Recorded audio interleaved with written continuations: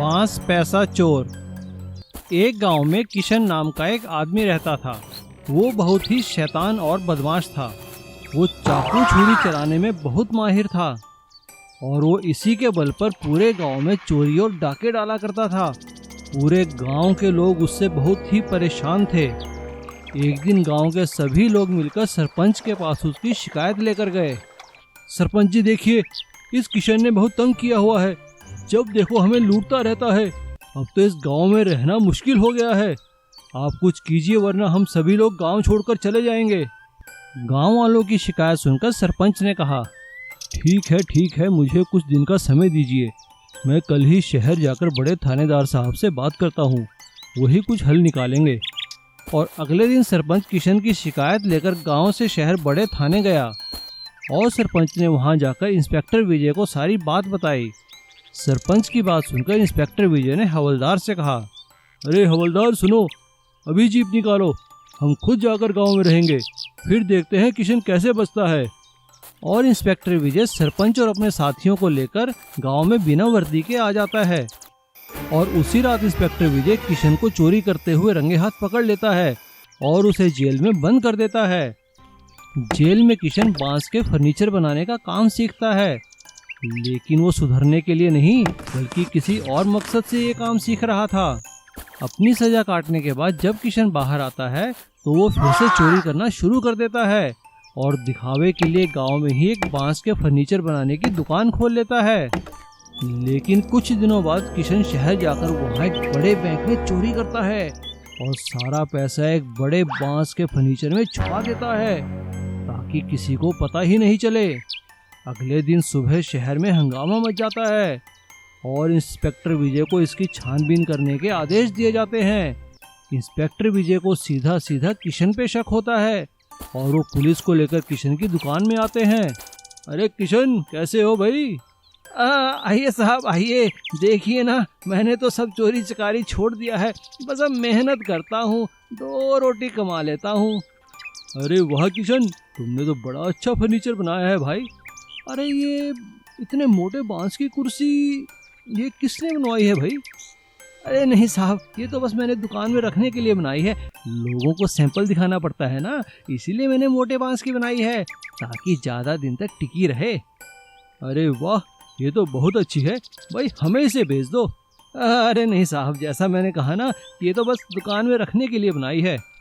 किशन की बात सुनकर इंस्पेक्टर को उस पर शक होता है और वो अपने खोजी कुत्तों को बुलाता है। खोजी कुत्ते जैसे ही किशन की दुकान में आते हैं तो वो मोटे बांस की कुर्सी की ओर देखकर भौंकने लगते हैं। कुत्तों को भौंकता देखकर इंस्पेक्टर विजय सारी बात समझ जाता है और वो तुरंत सिपाहियों को आदेश देता है कि बांस की कुर्सी को तोड़ दिया जाए। सिपाही बांस की कुर्सी तोड़ते हैं और सभी लोग हैरान रह जाते हैं। उसके अंदर से तो नोट ही नोट निकल रहे थे, वो भी बैंक के डाके वाले नोट। और किशन की बांस में पैसा छुपाने की साजिश नाकामयाब होती है और पुलिस उसे पकड़कर जेल में बंद कर देती है और फिर से सभी लोग गांव में निश्चिंत होकर रहने लगते हैं। इसीलिए कहते हैं ना, चोरी का फल बुरा ही होता है। काला पिज्जा। कुछ साल पहले की बात थी। धर्मा करके एक आदमी था। उसका एक कैफे था, धर्मा कैफे। उसमें वह तरह तरह के पफ, समोसे, केक्स, ड्रिंक्स और कॉफ़ी भी बेचता था। उसका कैफे बहुत मशहूर था, सभी लोग वहाँ के स्वाद पसंद करते थे। कुछ साल तक उसका व्यापार बहुत अच्छा चल रहा था, लेकिन हाल ही में उसके यहाँ ग्राहक आना कम हो गए थे। तभी धर्मा ने उसके बेटा दीपक को बुलाया और ऐसा बोला, बेटा दीपक, तुम देख ही रहे हो कि इस गांव में और हमारे गली में भी 2-3 नए कैफ़े खुल चुके हैं। इसी कारण हमारे कैफ़े का आमदनी कम हो चुका है। अभी हम लॉस में चल रहे हैं। मुझे कुछ सूझ नहीं रहा है कि क्या करूं। पिताजी, अभी आप इस कैफ़े को नहीं संभाल सकते। मैं इसके बारे में कुछ सोचता हूँ। दीपक अपने पिताजी को ऐसा बोलकर एक बहुत बड़ा काम अपने सर पे ले लिया। फिर दीपक सोच में पड़ जाता है। वह अपने कैफ़े में पूरी तरह बदलाव लाने की सोचता है। उसने तुरंत अपने दोस्त को बुलाकर सारे इंटीरियर्स को बदलने के लिए बोला, यार शेरू, मैं अपने कैफ़े में नया इंटीरियर बनाना चाहता हूँ। ताकि उसको देखकर मेरे ग्राहक बढ़ सकें। ठीक है यार, वो तो आसानी सी बात है। थोड़े से ब्राइट कलर्स डालेंगे और लाइटिंग भी अच्छा लगाएंगे। देखना, तुम्हारा कैफे 5 स्टार होटल जैसा दिखेगा। जैसा उसने सोचा ऐसा ही हुआ। कैफे का सारा लुक दीपक और शेरू मिलकर बदल डालते हैं, लेकिन उसके कैफे के सेल्स में कुछ खास बदलाव नहीं आती। तभी एक दिन दीपक मुंह लटकाकर घर आया। उसको उदास देखकर धर्मा जी ने पूछे, क्या हुआ बेटा, आज तुम बहुत उदास दिख रहे हो। क्या करूं पिताजी, मैं अपने कैफे में बहुत कुछ बदल डाला, लेकिन फिर भी सेल्स नहीं बढ़ रहे हैं। क्या करूं समझ में नहीं आ रहा है। बेटा कुछ ऐसा करो, एक अनोखी नया पकवान को शुरू करो जो सिर्फ हमारे कैफे में ही मिले, ताकि लोग उसे खाने के लिए भागते हुए आएं। पिताजी का बात मानकर दीपक इंटरनेट पे खोज शुरू किया। तरह तरह के डिशेस देखने लगा, लेकिन उसकी नज़र एक ब्लैक पिज्ज़ा पर पड़ती है। दीपक उस ब्लैक पिज्ज़ा को अपने कैफे में शुरू करना चाहा। जब से कैफे में ब्लैक पिज़्ज़ा बनाना शुरू किया, उसकी डिमांड बढ़ जाती है, क्योंकि ब्लैक पिज़्ज़ा दिखने में काली है लेकिन बहुत स्वादिष्ट है। गांव में और शहर के लड़के लड़कियां, नौजवान उस ब्लैक पिज़्ज़ा को खाने के लिए आने लगे। दीपक भी ब्लैक पिज़्ज़ा के तस्वीरें कैफे के चारों तरफ लगा देता है।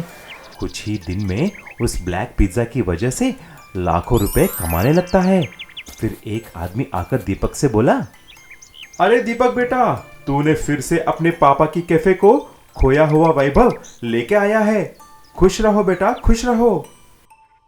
प्लास्टिक बॉटल मछली पकड़ना।